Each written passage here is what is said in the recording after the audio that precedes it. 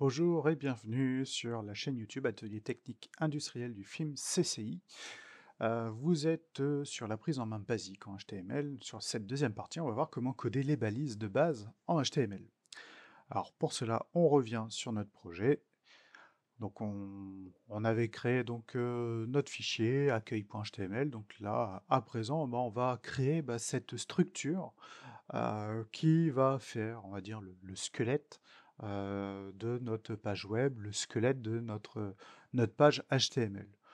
Donc c'est un petit peu comme un graph set, on va dire, hein. Il y a des données, on va dire, il faut une étape initiale, il faut des transitions, il faut des réceptivités, il faut des actions, il faut une liaison orientée.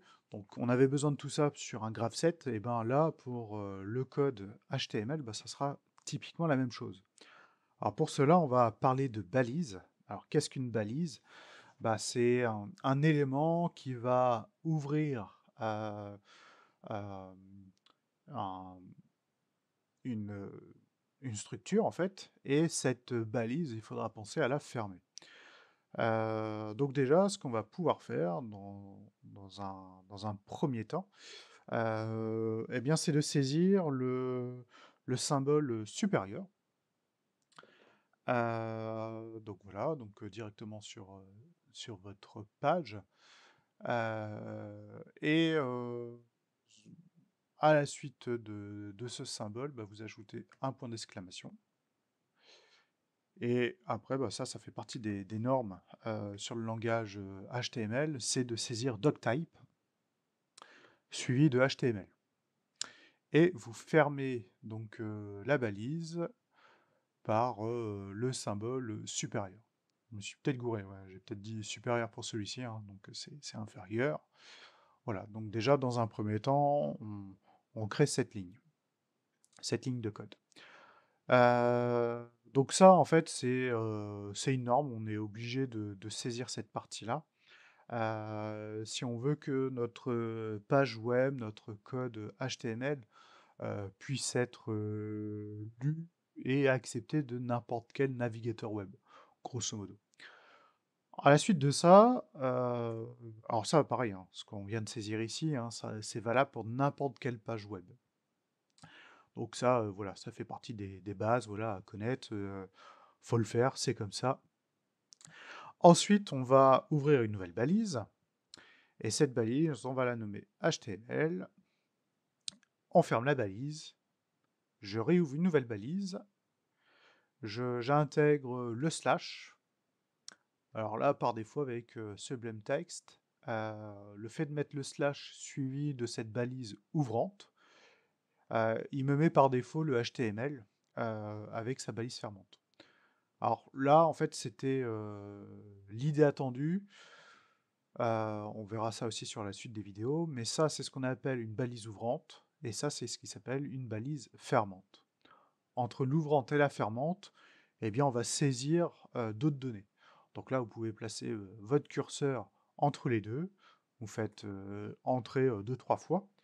Et ça veut dire qu'entre là et là, eh bien, on va pouvoir saisir des lignes de code. Mais entre ces lignes de code, on va saisir de nouvelles balises à l'intérieur de d'autres balises. Alors, j'ouvre une balise, je vais l'appeler aid, voilà, donc c'est la balise de tête. Je ferme la balise, je réouvre une nouvelle balise, le slash, qui va me permettre de fermer la tête, qui va me permettre de fermer cette balise aid.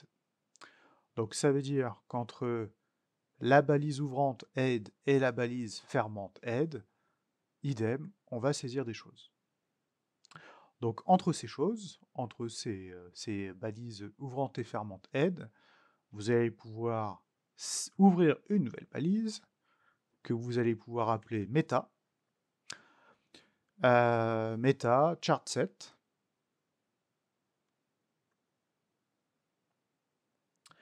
égale, vous ouvrez les guillemets, et puis vous nommez UTF-8. Alors ça, pareil, c'est obligatoire de le saisir. Ça fait partie d'une norme aussi en codage. Le UTF-8, c'est une norme, on va dire, de programmation web. Cette norme-là, vous pouvez la retrouver aussi sur d'autres langages de programmation. Donc soyez pas surpris si vous retrouvez ça. Mais pareil, nous, on est obligé de le saisir. Donc partez dans l'idée que voilà, c'est obligatoire, on est obligé de mettre ça. Sans ça, ça ne fonctionnera pas ou on risque d'avoir des erreurs.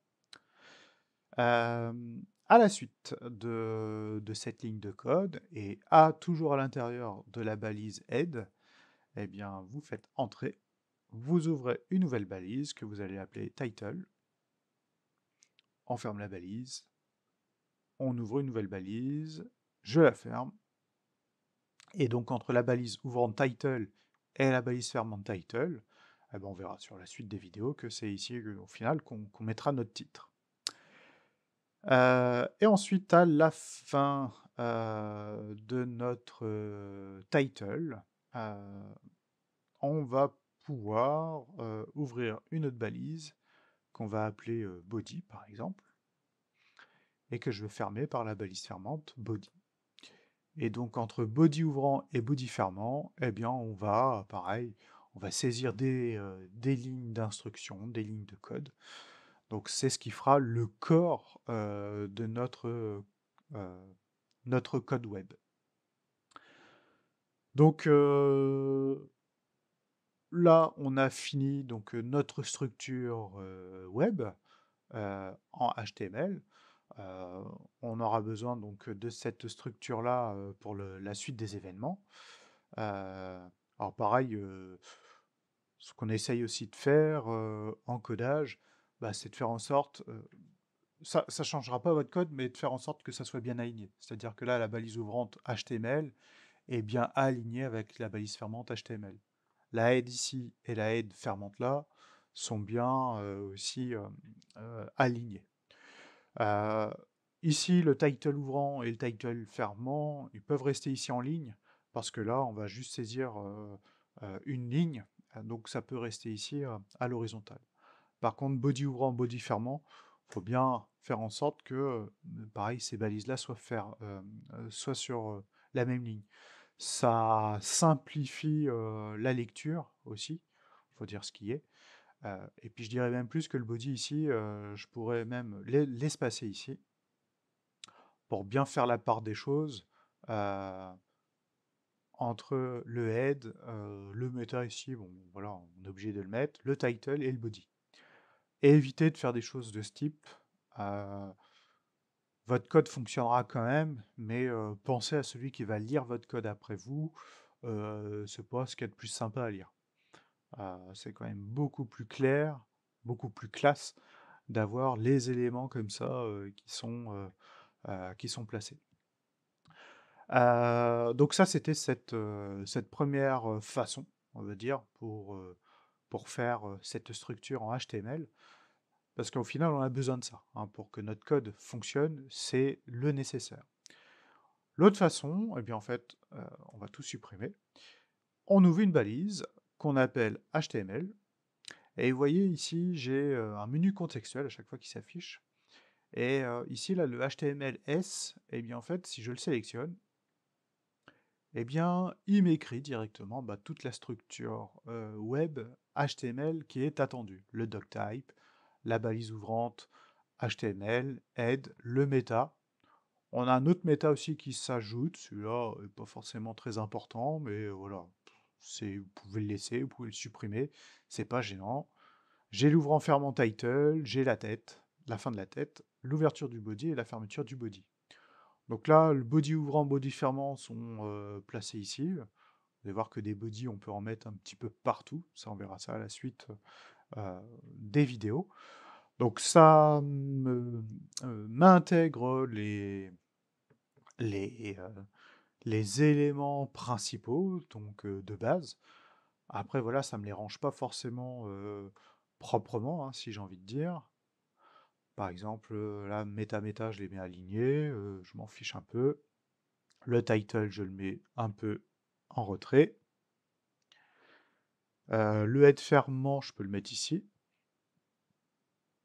Le body, je vais le mettre comme ça.